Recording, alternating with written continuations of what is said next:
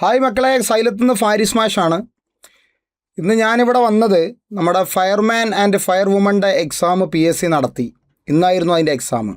ഇപ്പോൾ എല്ലാവരും എക്സാം എഴുതി വീട്ടിലോട്ട് പോകുമായിരിക്കും. ചില ആളുകൾ ബസ്സിലായിരിക്കും, ചില ആളുകൾ വീട്ടിലെത്തിയിട്ടുണ്ടാവും, ചില ആളുകൾ വീട്ടിലോട്ട് പോകുന്ന വഴിയിലായിരിക്കും അല്ലേ. അപ്പോൾ അതിൽ ഇംഗ്ലീഷിലെ ഒരു 10 ക്വസ്റ്റ്യൻ ഡിസ്കസ് ചെയ്യാൻ വേണ്ടി വന്നതാണ്. 13 മുതൽ 22 വരെയാണ് നമ്മുടെ ചോദ്യങ്ങളുള്ളത്. അത്യാവശ്യം തിരക്കടില്ലാത്ത ഒരു 10 ക്വസ്റ്റ്യൻസ് എന്ന് വേണമെങ്കിൽ പറയാം. സിലബസിനോടൊക്കെ നീതി പുലർത്തിക്കൊണ്ട് അത്യാവശ്യം തരക്കേടില്ലാത്ത 10 ക്വസ്റ്റ്യൻസ്. അപ്പോൾ നന്നായി പഠിച്ചവർക്കൊക്കെ ഒരു 9 വരെ നമുക്ക് നേടിയെടുക്കാൻ പറ്റിയ ഒരു എക്സാമാണ് തീർച്ചയായിട്ടും ഇന്ന് നടന്ന ഫയർമാൻ ആൻഡ് ഫയർ വുമൺ പരീക്ഷയുടെ ഇംഗ്ലീഷിൻ്റെ ഭാഗം മാത്രമാണ് പറയുന്നത്. അപ്പോൾ അതിൻ്റെ ആൻസർ നോക്കാം. ആദ്യം 13ാമത്തെ ചോദ്യം ഈഫ് ക്ലോസ് എന്നാണ്. നമുക്കറിയാം ഈഫ് ക്ലോസിൽ ഒരുപാട് 3 നിയമങ്ങൾ നിങ്ങൾ പഠിച്ചിട്ടുണ്ട്. ഈഫ് ക്ലോസിൽ V1 വന്നാൽ വിൽ പ്ലസ് V1 ആണ് എന്നും, ഈഫ് ക്ലോസിൽ V2 വന്നാൽ വുഡ് പ്ലസ് V1 ആണ്. അതേപോലെ തന്നെ ഈഫ് ക്ലോസിൽ ഹാഡ് പ്ലസ് V3 വന്നാൽ വുഡ് ഹാവ് പ്ലസ് V3 ആണെന്ന് നിങ്ങൾക്കറിയുന്നതാണ്. ഒരുപാട് തവണ ഞാൻ ഇവിടുത്തെ പറഞ്ഞതുമാണ്. ഓക്കെ, അപ്പോൾ ഇവിടെ വന്നത് സോയാണ്. ഇവിടെ വന്നത് സോ എന്ന് പറഞ്ഞാൽ വെർബിൻ്റെ V2 ആണ്. V2 വരുമ്പോൾ വുഡ് പ്ലസ് V1 കൊണ്ടാണ് ഫില്ല് ചെയ്യുക. അപ്പോൾ നമ്മുടെ ആൻസർ എന്ന് പറയുന്നത് വുഡ് റണ്ണാണ്. വുഡ് റൺ, ഓപ്ഷൻ B ആണ് നമ്മുടെ ആൻസർ. Option B. ഒരിക്കലും ഓപ്ഷൻ A എഴുതാൻ പറ്റില്ല, കാരണം റാന് പറഞ്ഞത് V2 ആണ്. വുഡിനോട് ചേർന്ന് V1 ആണ് വരിക. അപ്പോൾ ഓപ്ഷൻ B ആണ്. 13ാമത്തെ ചോദ്യത്തിൻ്റെ ഉത്തരം ഓപ്ഷൻ B ആണ്. ഓക്കെ,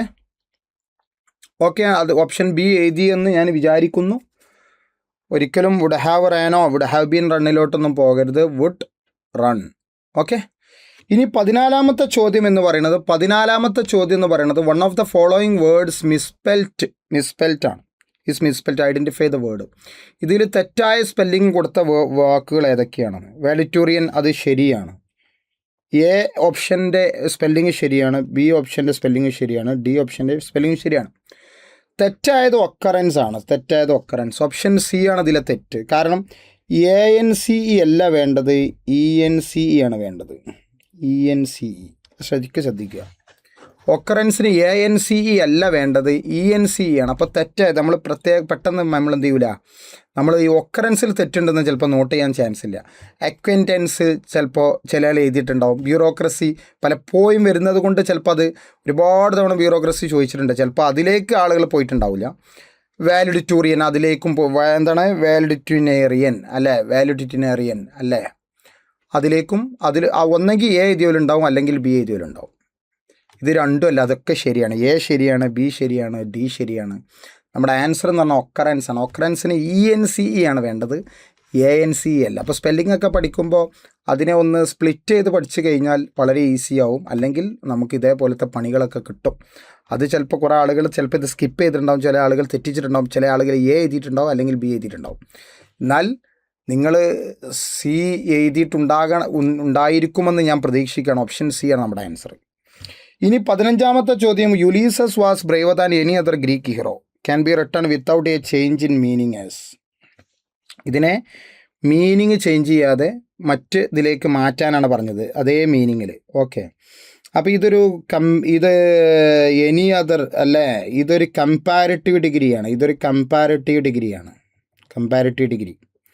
അപ്പോൾ ഇവിടെ എനി അതർ വന്നതുകൊണ്ട് എനി അതർ വന്നു കഴിഞ്ഞാൽ അതിൻ്റെ പോസിറ്റീവ്ക്ക് പോകുകയാണെങ്കിൽ, അത് പോസിറ്റീവിലോട്ട് പോകുകയാണെങ്കിൽ നോ അതർ ആണ് വെക്കുക. No other.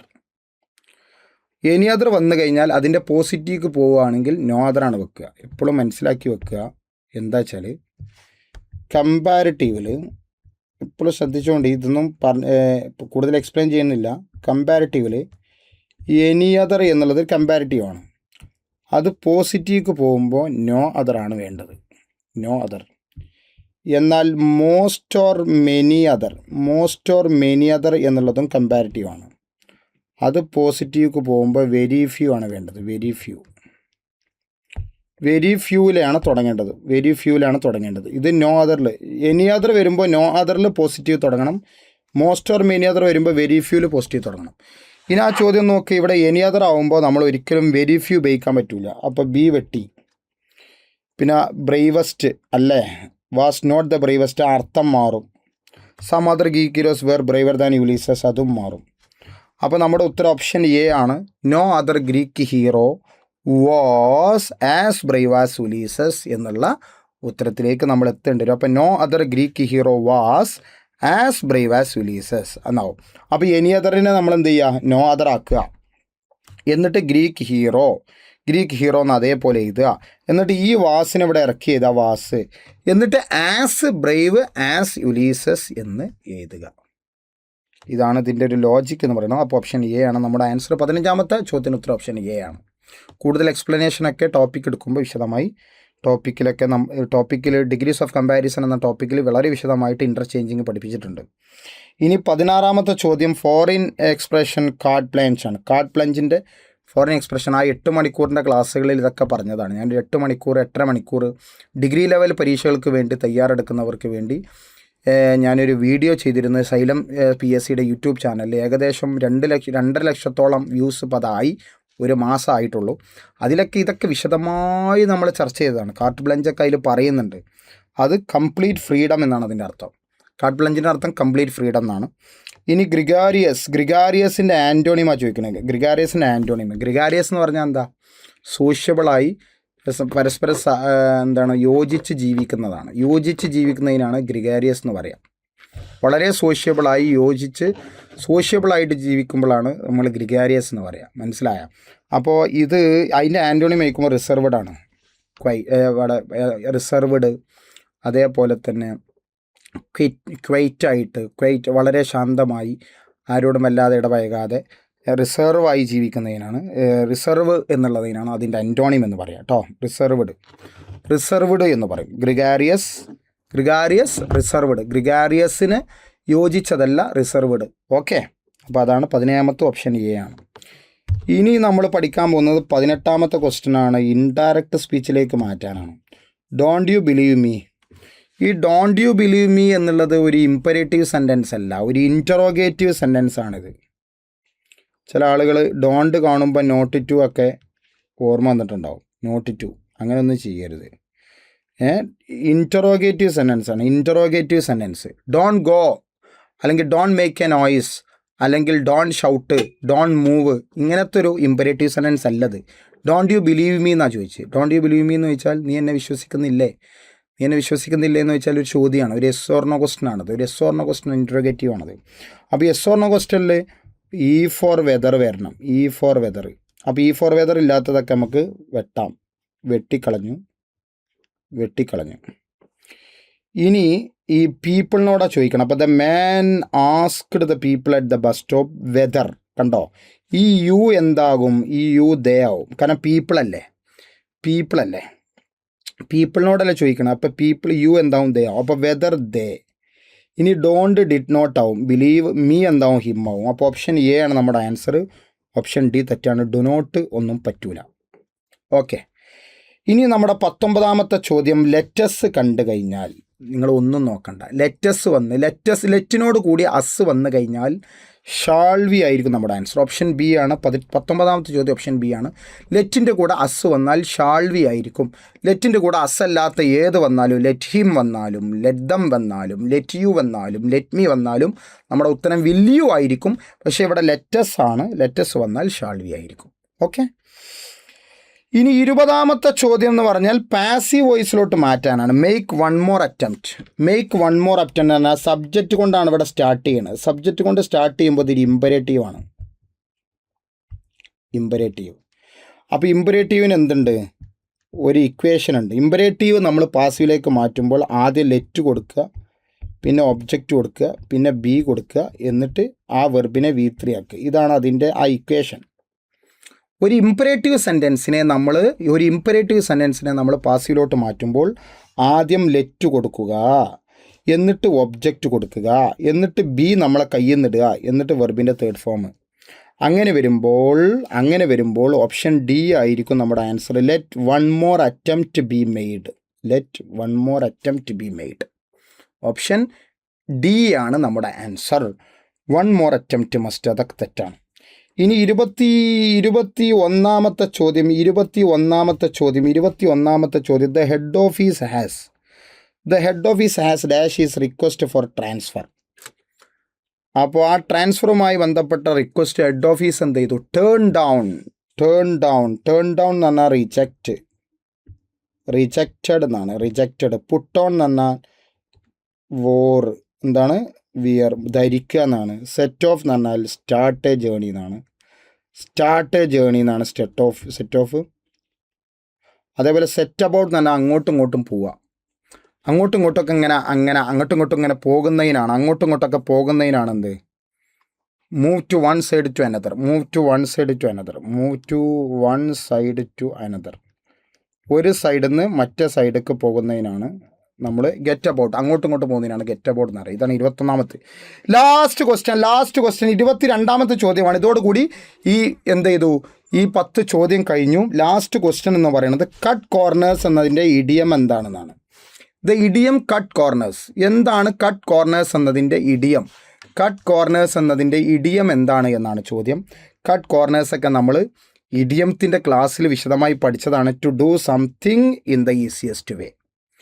വളരെ ഈസിയസ്റ്റ് ആയിട്ട് എന്തെങ്കിലും ഒരു കാര്യം, ഈസിയസ്റ്റ് ആയ വഴിയിൽ, ഏറ്റവും എളുപ്പകരമായ വഴിയിൽ എന്തെങ്കിലും ഒരു കാര്യം ചെയ്യുന്നതിനാണ് എന്ത്? കട്ട് കോർണേഴ്സ് എന്ന് പറയാം. ഓക്കെ, അപ്പോൾ ഇതാണ് നമ്മുടെ ആൻസർ. 10 ചോദ്യം വളരെ ഒരു സ്റ്റാൻഡേർഡ് ആയിട്ടുള്ള ചോദ്യം എന്ന് പറയാം. എന്നാലും പഠിച്ചു പോയ ആളുകൾക്ക് ഒരു 8 or 9 വരെ കിട്ടും. ഒരു ചെറുതായിട്ടൊക്കെ നോക്കുന്നവർക്ക് ഒരു 5 മാർക്കൊക്കെ കിട്ടും.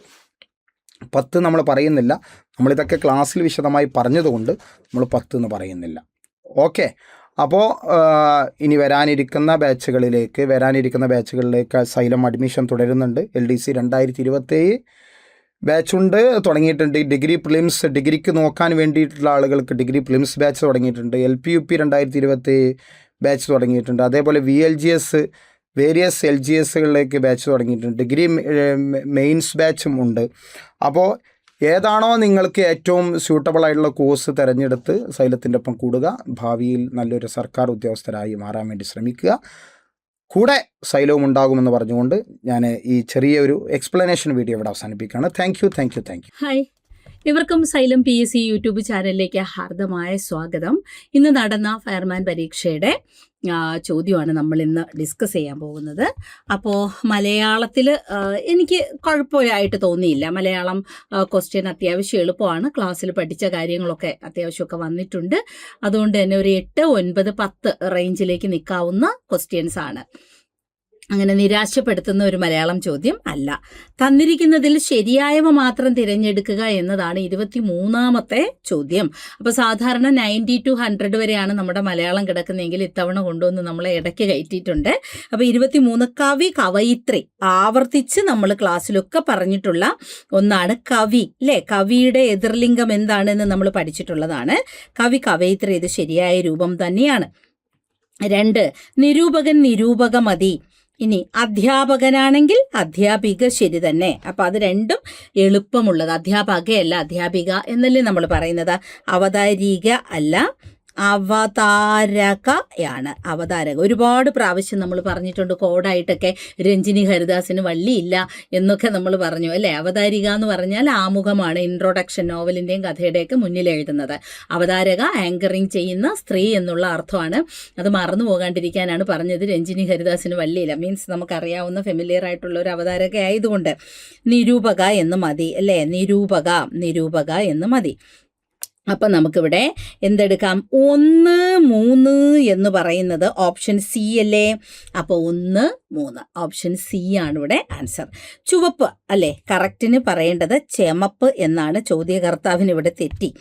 ചെമപ്പ് എന്ന പദത്തിൻ്റെ സമാനാർത്ഥം വരുന്ന ജോഡി കരണം, ചരണം. എന്തായാലും കരണം എന്ന് പറഞ്ഞാൽ കരണം, അല്ലേ? കരണം, കരണം, കൈ പറയാം നമുക്ക്, കരണം. അതുപോലെ ചരണമാണെങ്കിലോ കാലാണ്. ഗുരുചരണം, ശരണം എന്നൊക്കെ നമ്മൾ പറയത്തില്ലേ, ആ അർത്ഥത്തിൽ കരണം. ഇനി ഹരിണം എന്ന് പറഞ്ഞാൽ മാനാണ്. രുചിരം, മനോഹരവുമാണ്, അല്ലേ? ഇനി ഇവിടെ ശോണം, അരുണം എന്ന് പറഞ്ഞാൽ എന്താണ്? ശോണം, അരുണം. ശോണം ചെമപ്പ് അല്ലേ. അരുണോദയം എന്ന് കേൾക്കുമ്പോൾ തന്നെ മനസ്സിലാവും സൂര്യൻ്റെ അല്ലേ. അതായത് തുടക്കത്തിൽ സൂര്യൻ ഉദിച്ചു വരുമ്പോൾ ഒരു റെഡ് കളറില്ലേ ആകാശത്തിന്. അപ്പം നമുക്കിവിടെ എന്ത് കൊടുക്കാം? ഓപ്ഷൻ ബി കൊടുക്കാം അല്ലേ. 24 ഓപ്ഷൻ ബി. 25 തന്നിരിക്കുന്നതിൽ ശരിയായ പ്രസ്താവന അല്ലാത്തത്. ഏകദേശം 100 പേർ വരി നിൽക്കുന്നുണ്ട്, അതിൽ തെറ്റില്ല. Option B. ഓപ്ഷൻ എ ആണ് ഇവിടെ ശരി. അരുതായ്മകളെ തീർച്ചയായും എതിർക്കുക തന്നെ എന്ന് വേണ്ട അല്ലേ. ഏകദേശം 100 പേർ വരി നിൽക്കുന്നുണ്ട്, ഏകദേശം 100ഓളം എന്ന് പറഞ്ഞിരുന്നെങ്കിൽ തെറ്റിയനെ. മലയാള ഭാഷയ്ക്ക് വള്ളത്തോൾ നൽകിയ സംഭാവന മഹത്താണ്, കുഴപ്പമില്ല. ഇതിലേതുമില്ല, അല്ല. അപ്പോൾ ഓപ്ഷൻ എ പറയാം. 25 എ അല്ലേ തെറ്റായത്. ഏകാധിപതികളെ തീർച്ചയായും എതിർക്കണമെന്നോ അല്ലെങ്കിൽ ഏകാധിപതികളെ എതിർക്കുക തന്നെ വേണം എന്നോ മതി. തീർച്ചയായും തന്നെ, രണ്ടും കൂടി വേണ്ട. താഴെ തന്നിരിക്കുന്ന ഒറ്റപ്പദങ്ങളിൽ ശരിയായവ ഏതെല്ലാം? വിഭജിക്കാൻ കഴിയാത്തത് അവിഭാജ്യമാണ്. എന്താണ് വിഭജിക്കാൻ കഴിയാത്തത്? അഭിവാജ്യമല്ല, അവിഭാജ്യം. അക്ഷരത്തെറ്റുണ്ട്. ഋഷിയെ സംബന്ധിച്ചത് ആർഷമാണല്ലോ, ആത്മാവിനെ സംബന്ധിച്ചത് ആത്മീകമെന്നോ ആത്മീയമെന്നോ പറയാം. നമ്മളിപ്പോഴും എല്ലാം ക്ലാസ്സിൽ ഡിസ്കസ് ചെയ്ത് പഠിച്ചതാണ് അല്ലേ. യൂണിഫോം ക്ലാസ്സിലൊക്കെ ഞാൻ പറഞ്ഞതാണ്. അതുപോലെ വൈദ്യം പഠിച്ചവൻ വൈദ്യനാണ് അല്ലെങ്കിൽ ഭിഷഗ്വരനാണ്, വൈദികനല്ല. വൈദികൻ വേദം പഠിച്ചവന് നമുക്ക് വൈദികരെന്ന് പറയാം. അപ്പോൾ ഇവിടെ നമുക്ക് എന്തൊക്കെ കൊടുക്കാം? 2, 3 എന്ന ഓപ്ഷൻ ഉണ്ടോ എന്ന് നോക്കണം. ഉണ്ടല്ലോ, 2, 3. 26 സി തന്നെ. അടുത്ത് 27. എളുപ്പത്തിൽ തകരാത്തതും ദീർഘകാലം നിലനിൽക്കുന്ന സ്വഭാവമുള്ളതുമായ ഒന്നിനെ അഭംഗുരം. ഇതിന് തടസ്സമില്ലാത്തത് എന്നൊരർത്ഥം കൂടിയുണ്ട്. എന്താണ് തടസ്സമില്ലാത്തത്? അഭംഗുരം. ഭംഗുരം എന്ന് പറഞ്ഞാൽ നശിക്കുന്നതെന്നാണ്. അപ്പോൾ ദീർഘകാലം നിലനിൽക്കുന്ന സ്വഭാവമുള്ളത്. ഭംഗുരം സംഭവിക്കുക. അഭംഗുരം എന്ന് പറഞ്ഞാൽ ഒരു തടസ്സവുമില്ലാതെ എല്ലാ കാലവും നിലനിൽക്കുന്നത്, നശിക്കാത്തത് അഭംഗുരം അല്ലേ. ഭംഗുരം എന്ന് പറഞ്ഞാൽ നാശമാണ്. അപ്പം അഭംഗുരമോ നശിക്കാത്തത്, തടസ്സമില്ലാത്തത്. 27 നമുക്ക് എ കൊടുക്കാം. ഇനി 28ലേക്ക് വന്നാൽ തന്നിരിക്കുന്നതിൽ നിന്നും ശരിയായ ജോഡി തിരഞ്ഞെടുക്കുക. കവിൾ തടമല്ല. എന്താ വരേണ്ടത്? കവിൾ തടമാണ്. എന്താണ് വരേണ്ടത്? കവിൾ തടം. എന്ത് വരണം? കവിൾത്തടം എന്ന് വരണം. ഇനി പുതുക്കലം പറയാം. പുതുക്കലം ശരിയാണ്. കടങ്കോൽ ഇങ്ങനെയല്ല. എന്താ വരേണ്ടത്? കടകോൽ. മത്ത് എന്ന് പറയുന്ന സാധനമില്ലേ, തൈരൊക്കെ കടഞ്ഞെടുക്കുന്ന കടകോൽ, നമ്മൾ പറഞ്ഞിട്ടുണ്ട് കടകോൽ. എരുതി ഇങ്ങനെ തന്നെയാണ്. എരുതി ഇരട്ടിപ്പില്ല. അപ്പോൾ നമുക്ക് 2, 4 എന്ന ഓപ്ഷനിലേക്ക് പോവാം. Option B. 28 option B. 29 ഏതാണ്? കേവലക്രിയ. നമ്മൾ പറഞ്ഞില്ലേ യൂണിഫോം പോസ്റ്റ് ഡിഗ്രി ലെവൽ പരീക്ഷകൾക്കൊക്കെ സിലബസിലൊന്നും തന്നെ അവർ പ്രായോഗിക വ്യാകരണം പറഞ്ഞിട്ടില്ലെങ്കിലും വരുമെന്ന് കണ്ട് സൈലം PSCയുടെ ക്ലാസ്സിലൊക്കെ നമ്മൾ എന്ത് ചെയ്തു? യെസ്, പ്രായോഗിക വ്യാകരണം പഠിപ്പിച്ചിട്ടുണ്ട്. അതിന് നോട്ടും തന്നിട്ടുണ്ട്.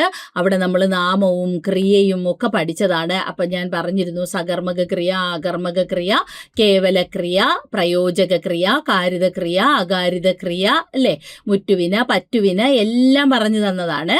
അപ്പോൾ നമുക്കിവിടെ നോക്കുമ്പോഴത്തേക്ക് എന്താണ്? കളിക്കുന്നു. അപ്പം എന്താണ് കേവലക്രിയ? മറ്റൊരാളിൻ്റെ ഇൻഫ്ലുവൻസ് ഇല്ലാതെ പരപ്രേരണ കൂടാതെ ചെയ്യുന്ന ക്രിയകളെയാണ് കേവലക്രിയ എന്ന് പറയുന്നത്. കളിക്കുന്നു, നമ്മൾ ഒറ്റയ്ക്കല്ലേ കളിക്കുന്നത്, അത് കേവലക്രിയ. ഇരിക്കുന്നു, നമ്മൾ ഒറ്റയ്ക്കല്ലേ ഇരിക്കുന്നത്, കേവലക്രിയ. ചിരിക്കുന്നു, നമ്മൾ ഒറ്റയ്ക്കല്ലേ ചിരിക്കുന്നത്, പരപ്രേരണയുണ്ടോ? ഇല്ല. അതേസമയം ഓടിക്കുന്നു എന്ന് പറയുമ്പോൾ അവിടെ 2 പേരുണ്ടല്ലേ, അതായത് ഒരാൾ ഓടുന്നു, ഒരാൾ ഓടിക്കുന്നു. സോ ഡി ആണ്. ഈ ഡി എന്ന് പറയുന്നത് ഇവിടെ പ്രയോജക ക്രിയയാണ്. എന്തുവരും? പ്രയോജക ക്രിയ. അപ്പൊ 29 ഡി. 29 ഡി ആണ്. 30 തന്നിരിക്കുന്നതിൽ വിനീയമല്ല, വിനയച്ചം.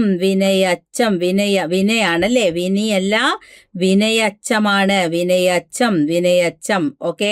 അപ്പൊ വിനയച്ചത്തിന് ഉദാഹരണം 2 വിനയ്ക്ക് കീഴടങ്ങി നിൽക്കുന്ന അല്ലേ. നമ്മൾ പറഞ്ഞു മുറ്റുവിന ഒറ്റയ്ക്ക് നിൽക്കും, പറ്റുവിനയിലാണ് പേരച്ചവും വിനയച്ചവും വരുന്നത്. ഒരു വസ്തു അല്ലെങ്കിൽ ഒരു നാമത്തിന് കീഴടങ്ങി നിൽക്കുന്നത് പേരച്ചം, ഒരു ക്രിയയ്ക്ക് കീഴടങ്ങി നിൽക്കുന്നത് വിനയച്ചം. 2 ക്രിയ തന്നെ വരുമോ എന്ന് നോക്കിക്കേ. അറിഞ്ഞ കാര്യം അല്ല. കാര്യം എന്നതൊരു നാമമാണ്. എടുത്ത പണം എന്നതൊരു നാമമാണ്. അതുപോലെ കൊടുത്ത വസ്തു നാമമാണ്. പറയുക, കേൾക്കുക രണ്ടും ക്രിയ തന്നെ വന്നു. അതുകൊണ്ട് 30 സി ആണ്. പറഞ്ഞു കേട്ടു, ഒടിച്ചു നട്ടു, മറിഞ്ഞു വീണു, അല്ലെ, എത്തി നോക്കി, എത്തുക നോക്കുക, അതുപോലെ തന്നെ കുരച്ച് ചാടി, അല്ലെ, ഇങ്ങനെയൊക്കെ പറയുന്നത് രണ്ടിടത്തും ക്രിയ തന്നെ വന്നാലാണ് നമ്മൾ പറഞ്ഞത് വിനയച്ചം. ഓക്കെ, ഇനി പീനം എന്ന വാക്കിന്റെ വിപരീത പദം. പീനം എന്ന് പറഞ്ഞാൽ തടിച്ചത് എന്നാണ് അർത്ഥം. എന്താണ് തടിച്ചത്? ഒരു സ്ഥൂല പ്രകൃതി, തടിച്ചത്. അപ്പൊ അതിന്റെ നേരെ വിപരീതമായിട്ട് നമുക്ക് എന്തു പറയാം? ശുഷ്കം പറയാം. ശുഷ്കം, ശുഷ്കിച്ചത്, മെലിഞ്ഞത്, ശോഷിച്ചത് എന്നുള്ള അർത്ഥമാണ്. റെയർ വേർഡാണ്. ഇപ്പൊ പീനം എന്ന വാക്കിന്റെ വിപരീത പദം വരുന്നത് ശുഷ്കമാണ്. ഇനി കപ്പൽ മുളകിന്റെ പര്യായമായി താഴെ പറയുന്നവയിൽ ശരിയായവ ഏതെല്ലാം? കപ്പൽ മുളക്. കപ്പൽ മുളക് എന്ന് പറയുന്നത് കൊല്ലമുളകിനെ കപ്പൽ മുളക് എന്ന് പറയും. കൊല്ലമുളക് എന്ന് പറയുന്ന ഒരു സാധനം ഉണ്ട്. അപ്പൊ സി, നമുക്ക് 1 കൊല്ലമുളക് കൊടുക്കാം. 2 വറ്റൽ മുളകിനെ നമ്മൾ കപ്പൽ മുളക് എന്ന് പറയും. 3, 4 പറങ്കി മുളകിനെയും പറയും. പക്ഷെ ഉപ്പേരി മുളക് അതിൽ വരത്തില്ല. അതായത് 2, 3 അല്ല, 2, 3 അല്ല. അതുപോലെ തന്നെ എന്താണ് 3, 4 അല്ല, 1, 3, 4 വരുന്നത്. കൊല്ലമുളക്, അതുപോലെ പിന്നെന്താ വറ്റൽ മുളക്, പറങ്കി മുളക്, ഇതൊക്കെയാണ് കപ്പൽ മുളക് എന്ന പേരിൽ അറിയപ്പെടുന്നത്. ശരിക്കും ഇതൊരു കറക്റ്റ് പര്യായ പദമാണോ എന്ന് ചോദിച്ചാൽ അല്ല, സമാന പദമാണോ എന്നൊക്കെ ചോദിച്ചാൽ അല്ല. പക്ഷെ ഇങ്ങനെ വിളിപ്പേര്, പ്രാദേശികമായുള്ളൊരു വിളിപ്പേരാണ്. കപ്പൽ മുളക് എന്ന് പറയുന്ന ഈ സാധാരണ റെഡ് ചില്ലിയിലെ അത് ഉണക്കിയെടുക്കുന്ന മുളകിനെയാണ് എന്ത് പറയുന്നത്? വറ്റൽ മുളക് എന്ന് പറയുന്നത്. വറ്റൽ മുളക് എന്നാണ് പറയുന്നത്. നീളൻ മുളകില്ലേ, റെഡ് ചില്ലി, ആ ചില്ലി മുളകിനെ വറ്റൽ മുളക് എന്ന് പറയും. വറ്റൽ മുളക് കൊല്ലമുളക് എന്നും പറയും. കൊല്ലമുളക് എന്ന് പറയും. പറങ്കി മുളക്, പറങ്കികൾ കൊണ്ടുവന്നത് കൊണ്ട് പറങ്കി മുളക് എന്നും പറയും. പക്ഷെ ഉപ്പേരി മുളക് എന്ന് പറയുന്നത് ഇതല്ല. അത് ഈ പിന്നെ എന്താണെന്നറിയാമോ? നമ്മൾ തൈരിലൊക്കെ ഇട്ടെടുക്കുന്ന കൊണ്ടാട്ടം പോലെയുള്ള അതായിരിക്കുമെന്ന് തോന്നുന്നു ഉപ്പേരി മുളക്. എന്തായാലും നമുക്കിവിടെ 1, 3, 4 കൊടുക്കാം. സി, ഓപ്ഷൻ സി കൊടുക്കാം. ഓക്കെ അല്ലേ? അപ്പൊ ഇത്രയാണ്. അപ്പൊ എനിക്ക് തോന്നുന്നു ഏറ്റവും എന്താണ് ഒരു 8 മാർക്ക് മലയാളത്തിന്. 2 എണ്ണം കൺഫ്യൂഷൻ അടിച്ചാൽ കൂടി 8 മാർക്ക് നമ്മൾ ക്ലാസ്സിലെല്ലാം പഠിച്ച കണ്ടന്റ് തന്നെയാണ്. ഈസി ആയിട്ട് 8 കിട്ടും. 8, 9, 10. ചിലർക്ക് ആ ഒരു ഇത് കൂടി എന്താണ് ആ പ്രാദേശികമായി മുളകിൻ്റെ കാര്യവും കൂടി അറിയാമെങ്കിൽ 9 ഷുവറാണ്. ഓക്കെ അല്ലേ? അപ്പോൾ എന്തായാലും നമ്മുടെ സൈലം PSCയിൽ മലയാളമൊക്കെ ബാക്കിയുള്ള പരീക്ഷകൾക്ക് കൂടി സെറ്റാക്കാൻ വേണ്ടിയിട്ട് നമുക്കെന്താ ക്ലാസ്സുകളുണ്ട്. ഇപ്പോൾ ഇവിടെ നോക്കൂ, LDC 2027 ബാച്ച് ആരംഭിച്ചിട്ടുണ്ട്. വെറും 1999 രൂപയ്ക്ക് 1 ഇയർ വാലിഡിറ്റിയിൽ പഠിക്കാം. VLGS ഉണ്ട്. അതുപോലെ ഡിഗ്രി പ്രിലിംസ് ബാച്ച് ആരംഭിച്ചിരിക്കുകയാണ്. ലോങ് ടേം ഡിഗ്രി പ്രിലിംസ് ബാച്ചാണ്. ഇപ്പോൾ കാരണം നമുക്കറിയാം ഒരു ഡിഗ്രി ലെവൽ എക്സാംസിന് ഏറ്റവും പ്രയോജനപ്രദം സൈലം ക്ലാസ്സുകളാണ്. കാരണം കഴിഞ്ഞ സെക്രട്ടേറിയറ്റ് അസിസ്റ്റന്റ് പരീക്ഷയുടെ ഫസ്റ്റ് റാങ്ക് പോലും സൈലം സ്റ്റുഡൻറ്റിനായിരുന്നു. ഡിഗ്രി മെയിൻസ് ബാച്ചും ഉണ്ട്. 2499 അത്രയേ ഉള്ളൂ ഡിഗ്രി മെയിൻസ് ബാച്ചിന്. LP-UP 2027 കുട്ടികൾ കാത്തിരിക്കുന്ന ബാച്ചാണ്. 3499 രൂപയ്ക്കാണ്. അതും 1 ഇയർ വാലിഡിറ്റിയാണ്. പ്രിന്റഡ് നോട്ടുകൾ കൂടി ലഭിക്കും എന്നുള്ളതാണ് ഇതിൻ്റെ വലിയൊരു പ്രത്യേകത. ഓക്കെ, അപ്പോൾ ഏവരെയും ഞാൻ ബാച്ചിലേക്ക് കൂടി സ്വാഗതം ചെയ്യുന്നു. ഓക്കെ, വീഡിയോയുടെ അടിയിൽ നിങ്ങൾക്ക് കിട്ടിയ മാർക്ക് കൂടി ഒന്ന് കമൻറ്റ് ചെയ്യുക. ഓക്കെ.